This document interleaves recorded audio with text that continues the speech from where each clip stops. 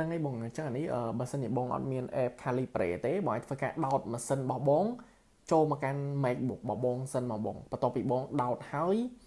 បងអាចចាំ install ទៅគឺវានឹង load នៅលើ desktop នេះហេបងអញ្ចឹងបន្ទាប់ពី load លើ desktop ហើយបងក៏ចុចបើកវាមកគឺបងនឹងចូលទៅកាន់ folder របស់ម៉ាស៊ីន N អញ្ចឹងណាបងអញ្ចឹង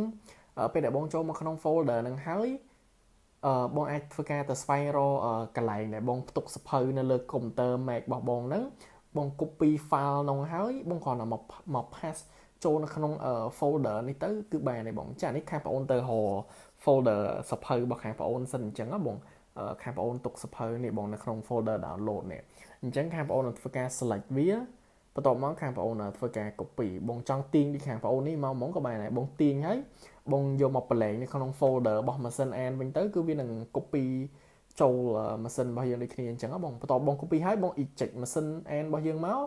គឺវានឹង load ចូលមកនេះយើង back ទៅមើលម៉ាស៊ីន AN របស់យើងវិញនៅកន្លែងនេះ my book គឺ